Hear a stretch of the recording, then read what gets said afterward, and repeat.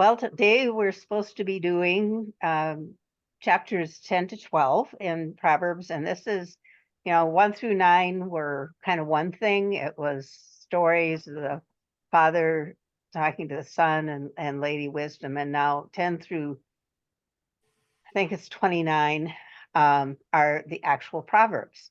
And what I'd like to do is start by playing just the middle section of the Bible Project video that talks about the 10 to 29.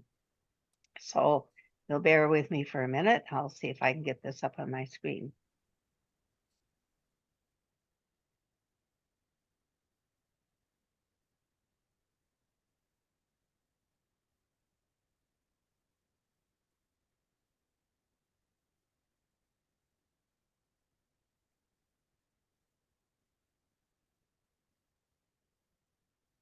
Well,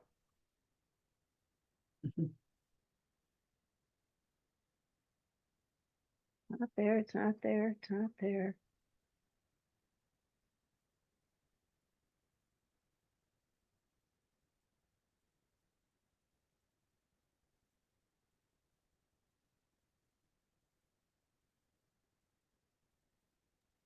I know this is the newspaper that's going to crop up, but I'm going to look and see if I can get to. No, that's not it. Okay. I had it up, but I will have to get it going again.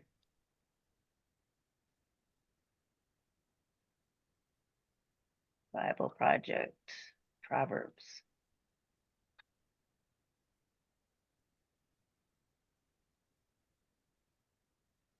Well, there it is. Okay, now we'll try sharing again.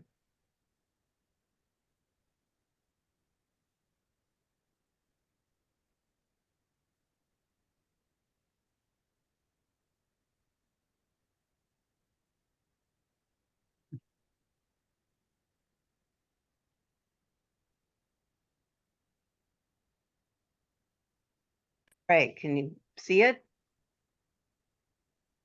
Yes. All right, I will start playing. This is going to play in the middle. Verse. Now together, these two set.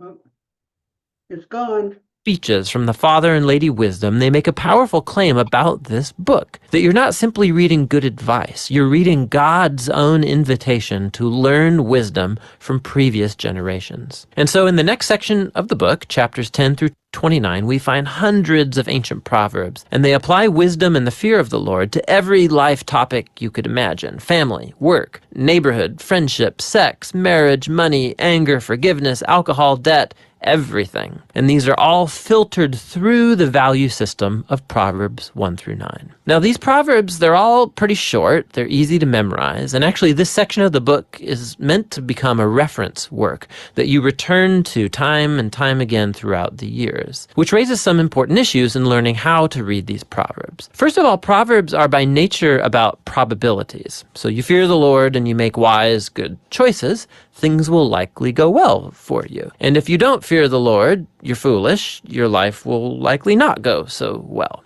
Now, that is all often true, but not always.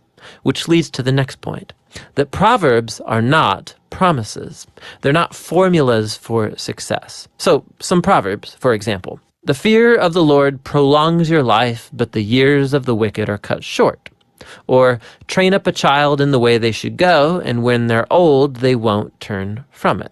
So yes, fearing God, being a moral person, will most likely lead to a better, longer life, and raising your kids in a stable, loving home does set them up well, but there are no guarantees. Lots of things can and often do go wrong in our world. And so lastly, Proverbs by nature focus on the general rule, but not the exceptions, which are many. And the wisdom books actually aren't ignorant of that. The exceptions are what the other wisdom books, Job and Ecclesiastes, are all about. And together, these acknowledge that life is too complex for simple formulas, which is why we need all of the wisdom books together to get the bigger picture. This all leads to the final section of. Okay.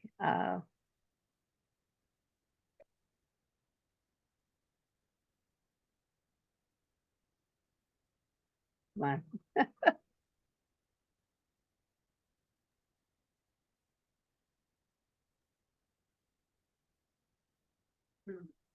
All right. Sometimes those browser windows get hidden when you're sharing. I know. I couldn't get it to Yeah. close. I had opened it up and I went and opened up again and found it, the first one. What I thought we'd do, somewhere I did a little bit of reading, not a lot, but a little bit of reading about it. And these are called the Proverbs of Solomon. And yet what they're thinking about it is it's his collection of Proverbs. So they came from other places and other cultures, and they came in batches at different times. And so there will be a little bit of repetition in some of them that they, will be the same kind of message, maybe with slightly different wording and that kind of thing. But I thought what would be interesting to do, since each verse is kind of a standalone, is if we had two readers and one would read from a regular Bible, whatever one they've got, and the other one would read from the Message. And I have a copy of the Message here. Hulda probably has one. I don't know who else has a Message. Avita. So does that sound okay? What I thought we'd do is have, if I could ask for somebody who isn't going to read the Message, read from a regular Bible. And what we're going to do is start with chapter 10 and read verses 1 through 14. And if someone would read like verse 1 from a regular Bible, and then if I can get a volunteer with the Message to read that same verse and then go verse 2. So going verse by verse by verse. Does that make sense? Yeah. Okay, so can I get a regular Bible volunteer? Oh, Helen. And Vita do the Message. Okay. So Helen, if you could read just verse 1 and then Vita read verse 1 and then Helen verse 2 and go down to verse 14. Okay. A wise child makes a glad father, but a foolish child is a mother's grief. Wise son, glad father, stupid son, sad mother. Treasures gained by wickedness do not profit, but righteousness delivers from death. Ill-gotten gain gets you nowhere, and honest life is immortal. The Lord does not let the righteous go hungry, but he thwarts the craving of the wicked. God won't starve an honest soul, but he frustrates the appetites of the wicked. A slack hand causes poverty, but a hand of the diligence makes rich. Sloth makes you poor, diligence brings wealth. A child who gathers in summer is prudent, but the child who sleeps in harvest brings shame. Make hay while the sun shines, that's smart. Go fishing during harvest, that's stupid. Okay, that's blessings are on the head of the righteous, but the mouth of the wicked conceals violence. Blessings accrue on a good and honest life, but the mouth of the wicked is a dark cave of abuse. The memory of the righteous is a blessing, but the name of the wicked will rot. A good and honest life is a blessed memorial. A wicked life leaves a rotten stench. The wise of heart will heed commandments, but a babbling fool will come to ruin. A wise heart takes orders, an empty head will come unglued. Whoever walks in integrity walks securely, but whoever follows perverse ways will be found out. Honesty lives confident and carefree, but shifty is sure to be exposed. Whoever winks the eye causes trouble, but the one who rebukes boldly makes peace. An evasive eye is a sign of trouble ahead, but an open face-to-face meeting results in peace. The mouth of the righteous is a fountain of life, but the mouth of the wicked conceals violence. The mouth of a good person is a deep, life-giving well, but the mouth of the wicked is a dark cave of abuse. Hatred stirs up strife, but love covers all offenses. Hatred starts fights, but love pulls a quilt over the bickering. Oh, that's cute. On the lips of one who has understanding, wisdom is found, but a rod is for the back of one who lacks sense. You'll find wisdom on the lips of a person of insight, but the short-sighted needs a slap in the face. The wise lay up knowledge, but the babbling of a fool brings ruin near. The wise accumulate knowledge, a true treasure. Know-it-alls talk too much, a sheer waste. Thank you. I thought, it's interesting to see how they compare. And I also was going to say this in the message, this section is headed, "An honest life is mortal. Immortal, yeah. Mortal." So are there any particular ones that people wanted to comment on or felt more familiar or confusing or It's interesting how some of these sayings that you grew up with come from Proverbs. Like Yep. make hay, living on a farm, make hay while the sun shines. That's, it just makes sense, but you can see Mhm. how long ago has been the case. That was in the message. Yeah. So Yeah. they might have taken an old-timey saying because it's not in the Revised Standard. No, it's not stated the same. Yeah, Which verse was that again? 5. 5, okay. Yeah. And it also brings back Aesop's fable of the ant and the grasshopper. Mhm. Yeah. I thought this was interesting. In verse 6 in the message, the mouth of the wicked is a dark cave of abuse, which is really descriptive. And it's repeated in verse 11 in the message, the second part of that proverb as well. A dark cave of abuse. That's, to me, is just really descriptive of the evil that comes forth from your mouth Mhm. and the harm it can do. Liked that turn of phrase as well. Mhm. It's powerful. The footnote in my Oxford annotated Bible, whatever it is, says then it's talking about chapter 10, verse 1 through 22. It says book 2, a collection of miscellaneous maxims, each being 2 lines in parallelism by sage observation on life and behavior. Vices are held up to scorn, while virtues are commended as based on common sense, intelligence, and obedience to God. Punishment of vice and reward of virtue can be observed in experience. The individual maxims and observations would serve as text for instruction in a home or school or wisdom. So that goes on.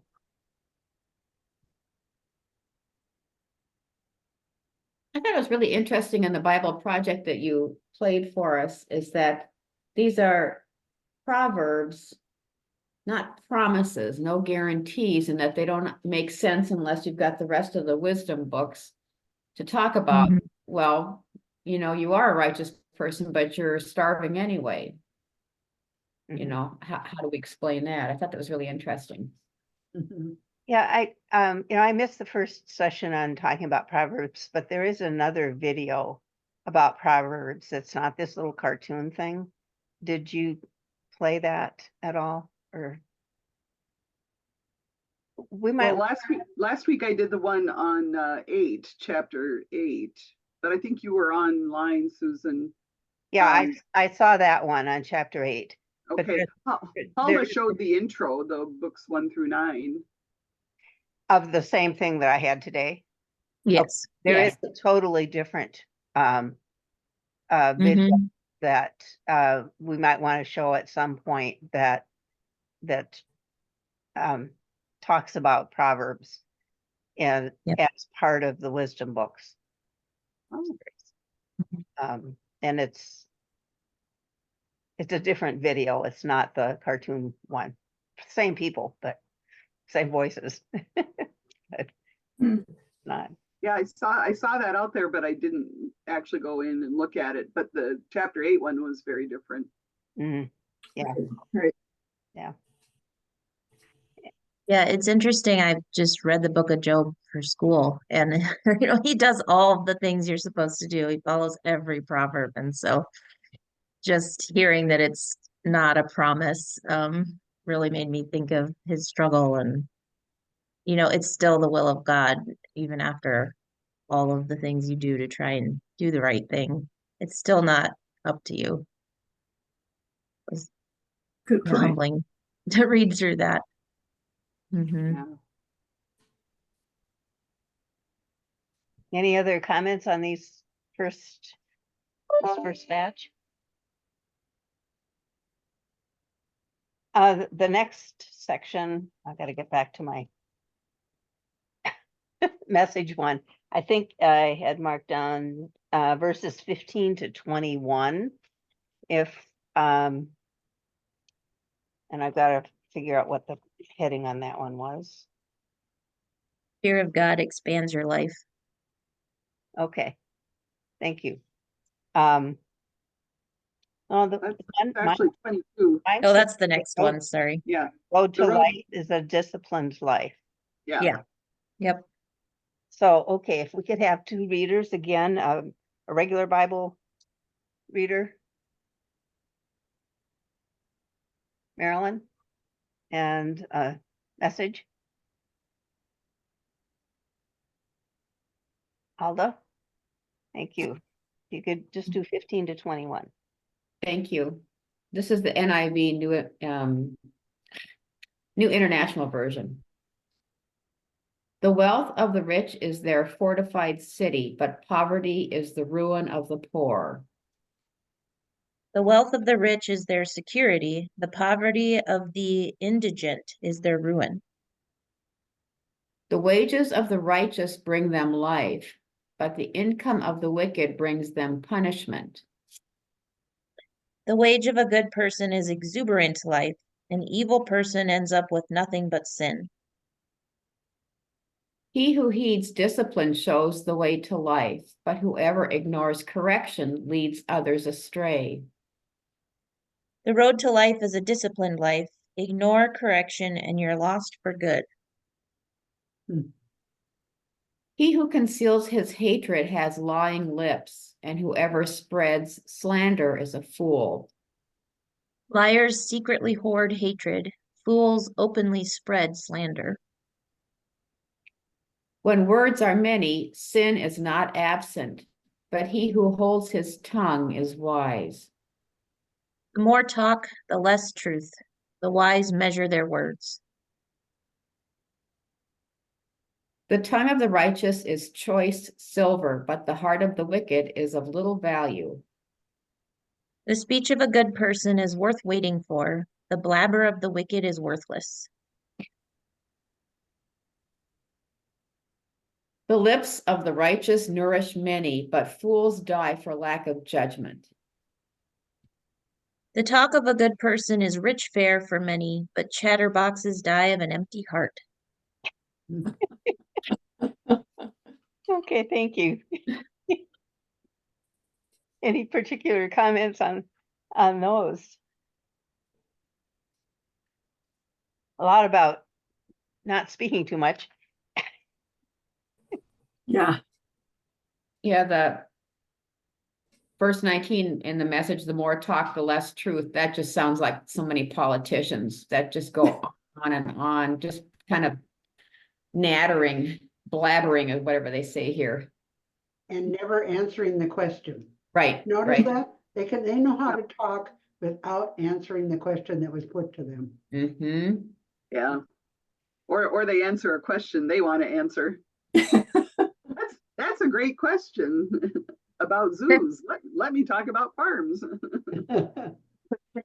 What does it mean on 15 when it says poverty is the undoing of the helpless? Well, poverty is the undoing of everybody. You become helpless if you're poverty stricken. Yeah, on the message, it said the indigent, and in my book, it says the poor, which is to me entirely different because anybody can be poor, but I don't know, indigent has a bad connotation. I don't know. What do they It's mean more by poverty is the undoing of the helpless? The help. probably poverty of your soul. I mean, if you haven't invested in Hmm. becoming a better person, you're going to be poor in soul.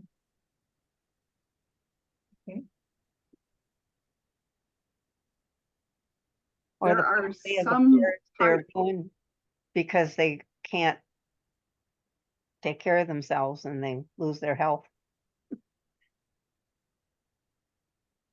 I'm sorry, did I interrupt somebody? Is that Vita? Yeah, but no problem. We started at the same time. So I know there are some, I want to say Norman Vincent Peale is one that if you're wealthy, it's because you're a great person and God is rewarding you. But I don't think they had that feeling back in this time, did they? So I don't think that's what it is. Well, I think wealth was still valued and seen as, higher up in the hierarchy. Yeah. Sure. I have a footnote in the New International Version. It says, wealth brings friends and power, but ultimate security is found only in God. Poverty is the ruin of the poor. Poverty has no security as it has no influence or friends. Hmm. It really helps, but No, that's it. I don't like that verse. We'll cross that out of our Bibles, I think. Sure. Yeah, it's a little bit troublesome.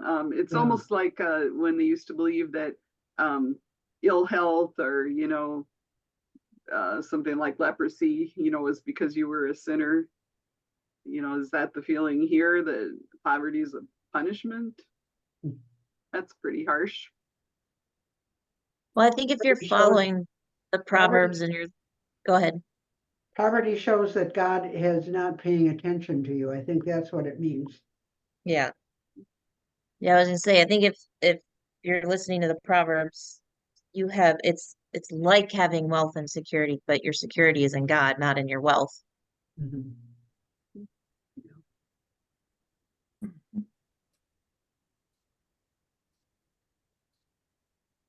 Okay, do we want to move on to the next batch?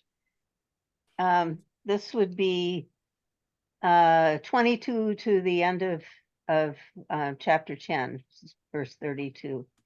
If I could have a regular volunteer, I'll do it again. Helen, and a message one. Do you want me to read the message this time? I can do it.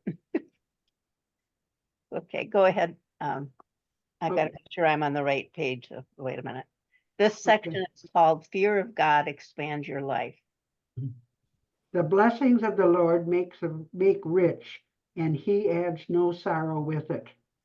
God's blessing makes life rich. Nothing we do can improve on God. Doing wrong is like sport to a fool, but wise conduct is pleasure.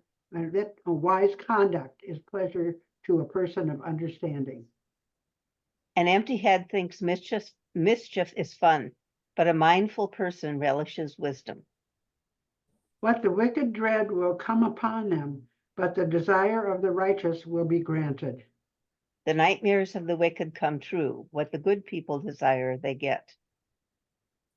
When the tempest passes, the wicked are no more, but the righteous are established forever. When the storm is over, there's nothing left of the wicked. Good people, firm on their rock foundation, aren't even phased. Like vinegar to the teeth and smoke to the eyes, so are the lazy to their employers. A lazy employee will give you nothing but trouble. It's vinegar in the mouth, smoke in the eyes. The fear of the Lord prolongs life, but the years of the wicked will be short. The fear of God expands your life. A wicked life is a puny life. The hope of the righteous ends in gladness, but the expectation of the wicked comes to nothing. The aspirations of good people end in celebration. The ambitions of bad people crash. The way of the Lord is a stronghold for the upright, but destruction for the evildoers. God is solid backing to a well-lived life, but he calls into question a shabby performance. I like that one. The righteous will never be removed, but the wicked will not remain in the land. Good people last. They can't be moved.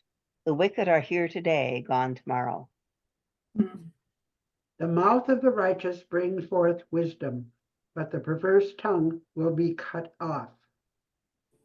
A good person's mouth is a clear fountain of wisdom.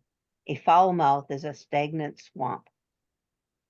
The lips of the righteous know what is acceptable, but the mouth of the wicked what is perverse.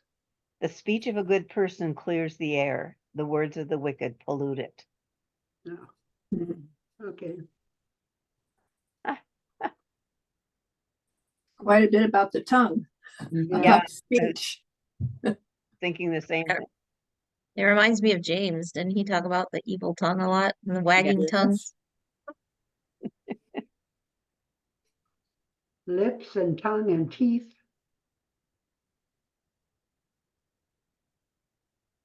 I think that first verse 22 kind of answers what we were struggling with in the last chunk. God's blessings make life rich. Yeah.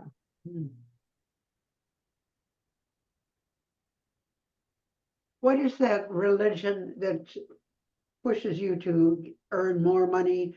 Tom Cruise was in it. What is that religion? Scientology. Scientology. Scientology. That believes in riches. If you are rich, then God is blessing you. And if you're poor, then you are not in God's blessings. Don't we get the opposite of this all the time? It says the blessings of the Lord brings riches, and he sends no sorrow with them. But don't you think some good people don't? Yeah, have they somehow offended God or haven't led a good life? A baby, 2-year-old dies or whatever. What did you can see why people would blame the parents, say, well, they must have done something wrong. I don't know. The blessings of the Lord brings riches, and he sends no sorrow on them.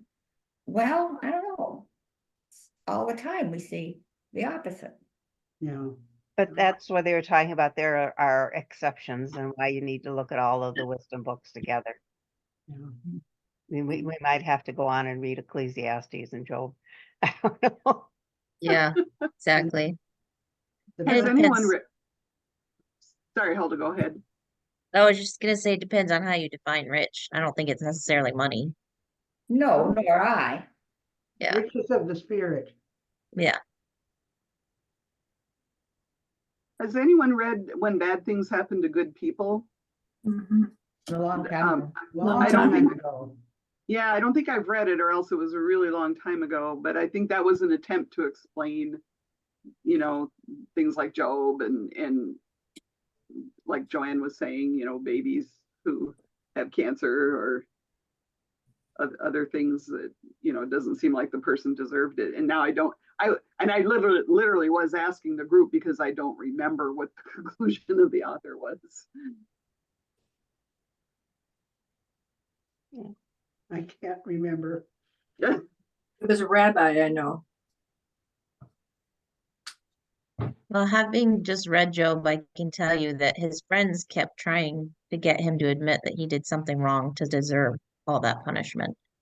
Oh, 3 of his friends get up and challenge him, or like, if you would just apologize to God, like all of these horrors would be over and you could move on with your life. And he's stoutly defending himself, saying, I did not do anything to deserve this. And kind of some of the lesson I took from it was like, don't judge people if bad things happen to them because you don't know why, and it's not your place to know why, and they may not have done anything wrong. Mhm.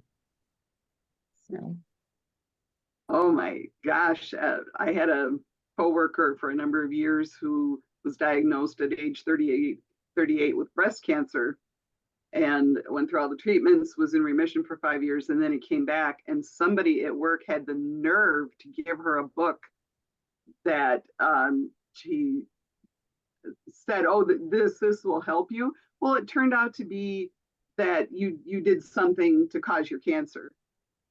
Mhm. I couldn't believe that. No, bad things do happen to good people, and this happens throughout everybody's life. I mean, no matter how good you are, something bad has happened to you.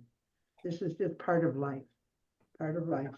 And Yes, it's it not, I don't know, it's not God's fault. It's just, you know, it just happens. Free will. But if you kind of turn it around and look at it the other way, is I think what all of these are doing is saying, again, as in the video, the probability of things going well, if you fear God and do good things and say good things and so on, then the probability of a good ending or a good result is there, and not a guarantee. No. Some of I the think best responses I've heard for people dealing with adversity, and I seem to remember specifically a cancer diagnosis, instead of saying, "Why me?"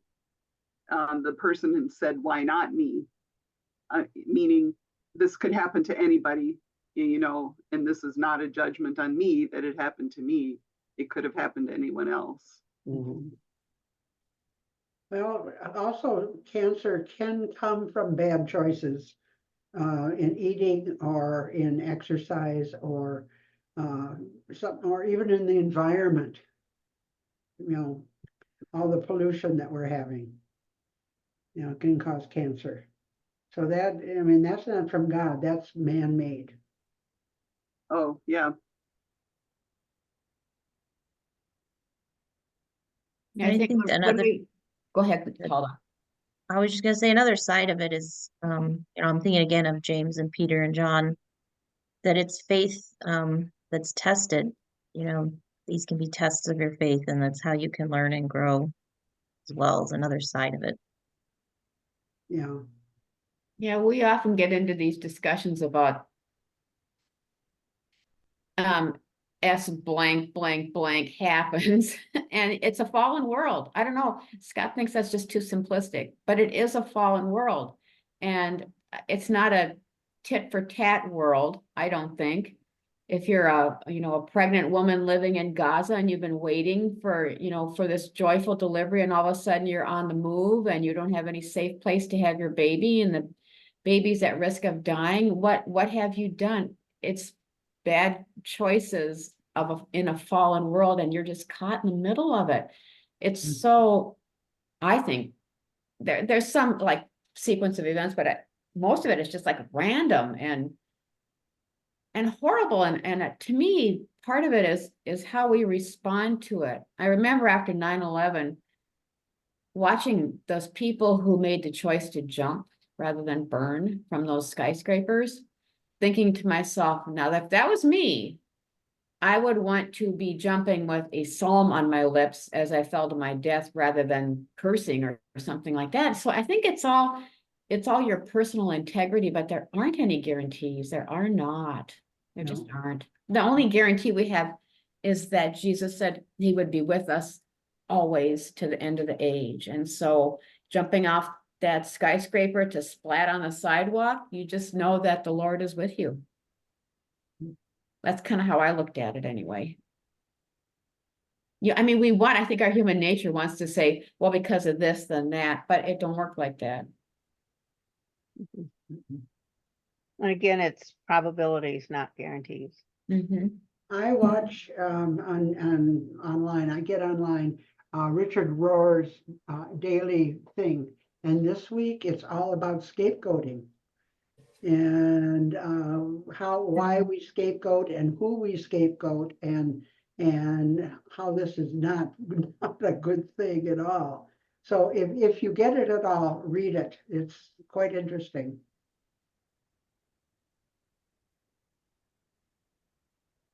That is such human nature. I can remember this is so, I don't know, typical of human nature. Is I remember being in high school. My sister and I were going out to catch the bus to school, and she fell like down the steps or something and tore her nylons and blamed me. You know, I was already in the driveway, but she was angry and she just wanted to lash out at somebody. It's like, well, what did I do? I'm just standing here. But it is human nature. You want to blame. And that's a good, thank you for reminding me, Helen. I'm going to dial up that Richard Rohr and get on those emails again. Yeah, quite interesting. Mhm. And every week is something different, you know. Should we move on to the next chapter? The heading in the message for this one is without good direction, people lose their way. And I thought if we broke this up like 1 to 16. So if we have a regular Bible volunteer.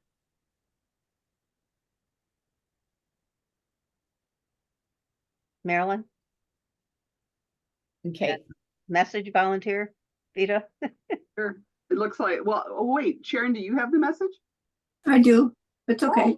Why Yeah, don't let's you give go Sharon a ahead, turn. I was just gonna say we could alternate those of us that have the message, but Sharon hasn't read yet. Okay, Okay. I'll Sharon do that. and Marilyn. If Marilyn would start 1 through 16. Okay. And just before you start, the heading is without good direction, people lose their way. Okay, go ahead. Okay. The Lord abhors dishonest scales, but accurate weights are his delight. God hates cheating in the marketplace. He loves it when business is above board. When pride comes, then comes disgrace, but with humility comes wisdom. The stuck up fall flat on their faces, but down to earth people stand firm. The integrity of the upright guides them, but the unfaithful are destroyed by their duplicity. The integrity of the honest keep them on track. The deviousness of crooks bring them to ruin. Wealth is worthless in the day of wrath, but righteousness delivers from death. A thick bankroll is no help when life falls apart, but a principled life can stand up to the worst. The righteousness of the blameless makes a straight way for them, but the wicked are brought down by their own wickedness.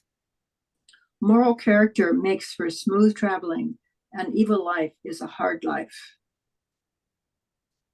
The righteousness of the upright delivers them, but the unfaithful are trapped by evil desires. Good character is the best insurance. Crooks get trapped in their sinful lust. When a wicked man dies, his hope perishes. All he expected from his power comes to nothing. When the wicked die, that's it. The story's over. End of hope. The righteous man is rescued from trouble, and it comes on the wicked instead. A good person is saved from much trouble. A bad person runs straight into it. With his mouth, the godless destroys his neighbor, but through knowledge the righteous escape. The loose tongue of the godless spreads destruction. The common sense of the godly preserves them. When the righteous prosper, the city rejoices. When the wicked perish, there are shouts of joy.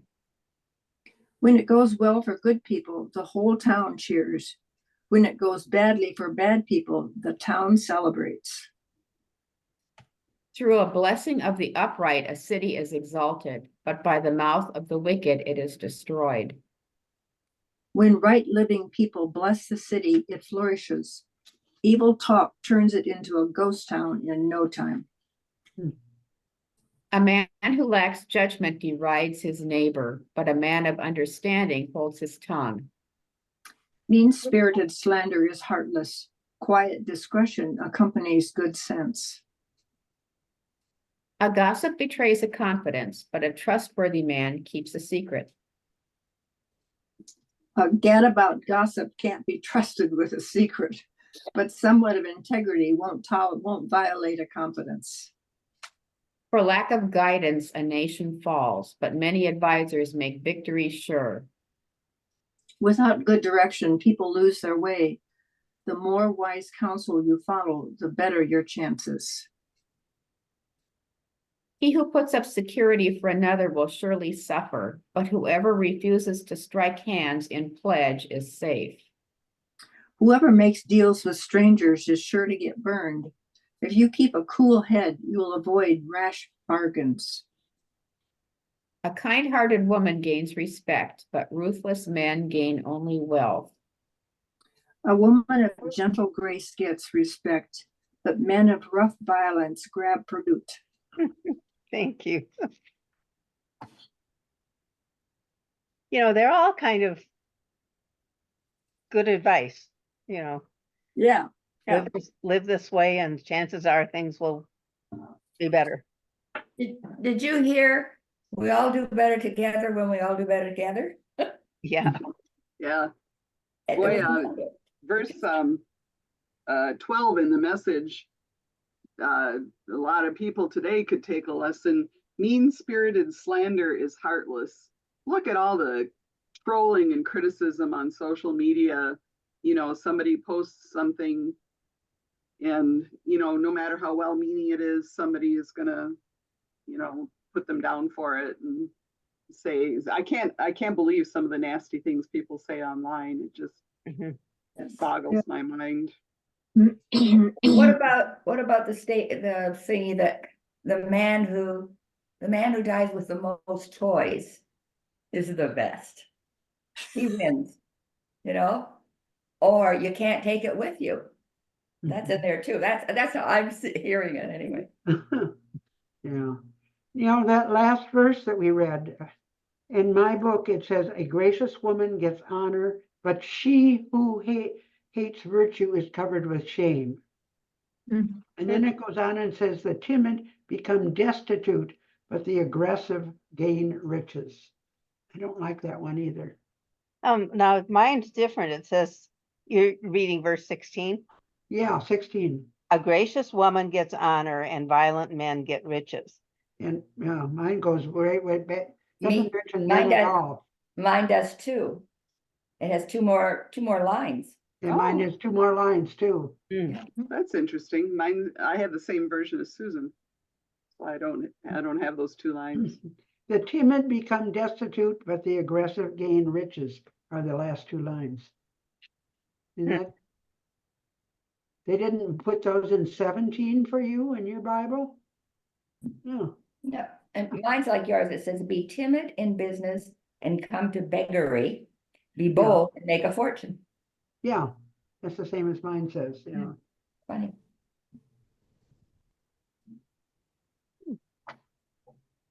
But That's the weird. first part of 16 is just all about a woman who, and it mentions nothing about a man. I guess it get edited out. Yeah.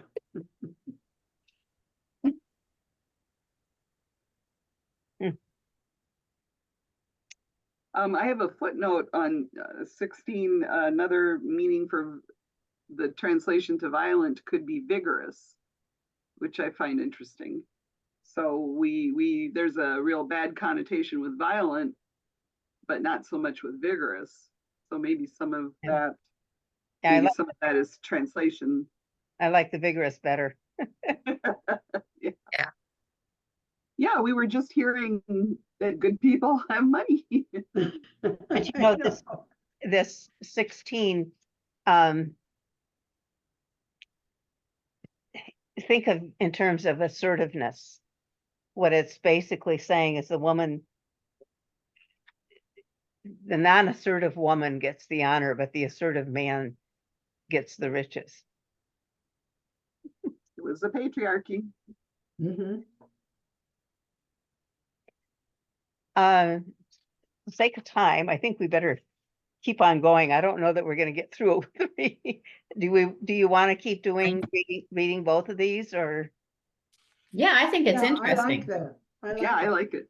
Okay, so we're at 17 through the rest of chapter 11. If I could have a regular Bible volunteer. Hulda, and then the message. I can do the message. Okay, Marilyn, thank you. Okay. Those who are kind benefit themselves, but the cruel bring ruin on themselves. When you're kind to others, you help yourself. When you're cruel to others, you hurt yourself. A wicked person earns deceptive wages, but the one who sows righteousness reaps a sure reward. Bad work gets paid with a bad check. Good work gets solid pay. Truly the righteous attain life, but whoever pursues evil finds death.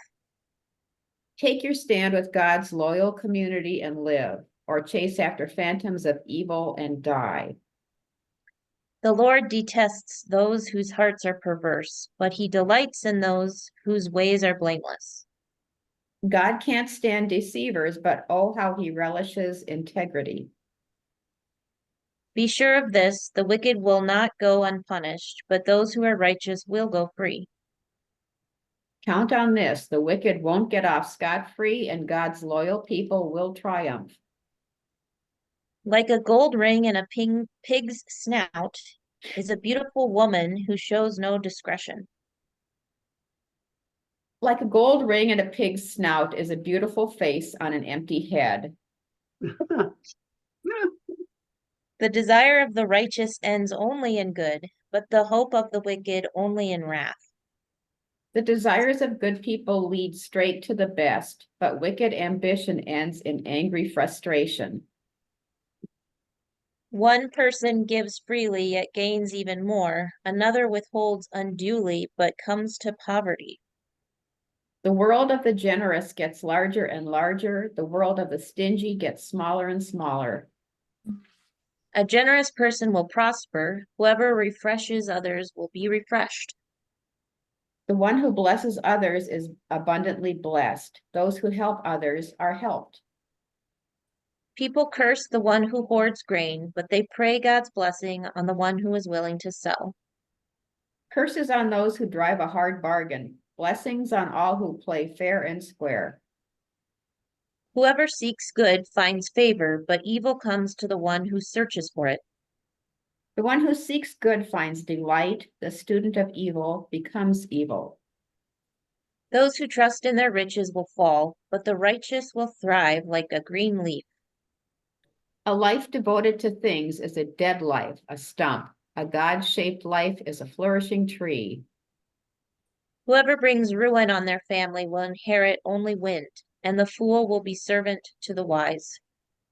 Exploit or abuse your family and end up with a fistful of air. Common sense tells you it's a stupid way to live. The fruit of the righteous is a tree of life, and the one who is wise saves lives. A good life is a fruit-bearing tree. A violent life destroys souls.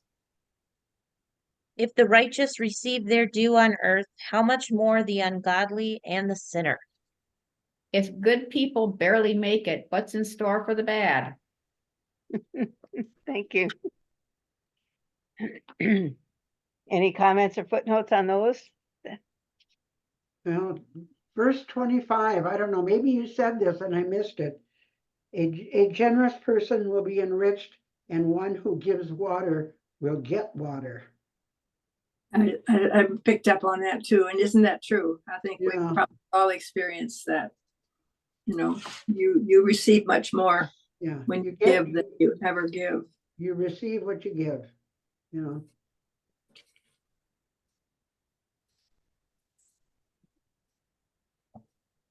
Now, verse 29 in the regular translation, he who brings trouble on his family will inherit only wind.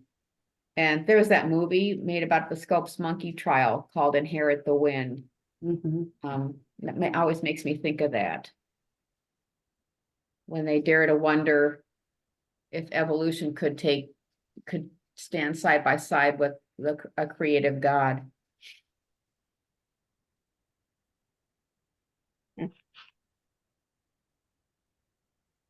Did anybody ever see that movie? I don't think I ever did. It's been a while. It's an Yeah. old black and white that comes on every now and then on older channels. It's really good because people were so afraid to consider that God might have had something bigger in store than just what was written in the Bible. in scripture, which is a book of faith, not necessarily science and fact and Hmm. so on. It was, yeah. We haven't seemed to have progressed a whole lot since then.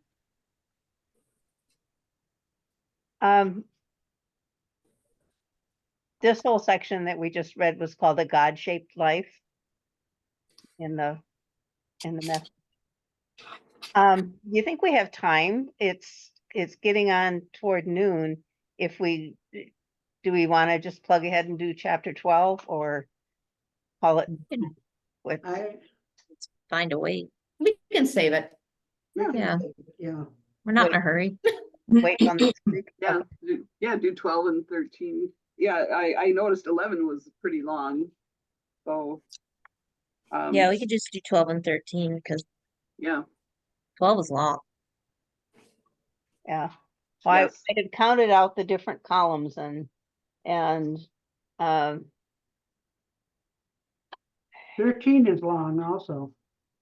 yeah, if we had gone through 10 through 12 today and managed to do roughly 3 chapters, we'd be finished by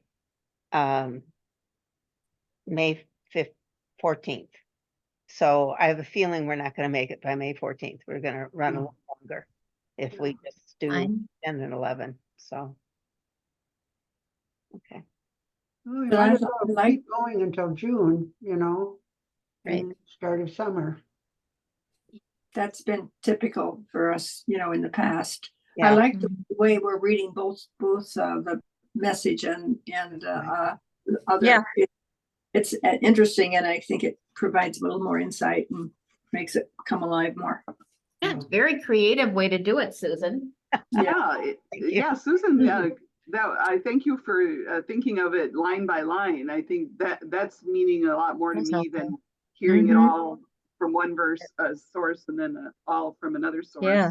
Yeah, I but love it's not like a story, which the earlier ones were. I mean, these are Right. one-liners or two-liners. Yes. Whatever you Right. call it, they're two-liners. And Of so course. I just thought it made more sense to compare them. Yeah, good, great idea. And I also think, these are good ways to live, guidance for living, but not guarantees for positive results. Probabilities, not promises. And I like the way that was. So who would like to lead us next week? Doing the same thing. As you can see, it kind of just happens.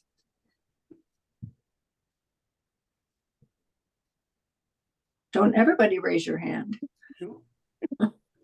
Well, I'm gone the next 2 weeks. I can do the 16th. I'm Okay. opting out of leading because Right. I'm doing the prayer. We appreciate the way you Do the lead prayer prayer. from now till the end. To the end of time. Yeah, I can do Till the next end of week. time. Yeah, Okay, so Maryland's got 12 and 13 12 and 13, or beyond, depending on how fast we go. 12 Right. to 13 plus. We won't have the video. Right. Thank you, Marilyn. Okay, let me stop the recording here.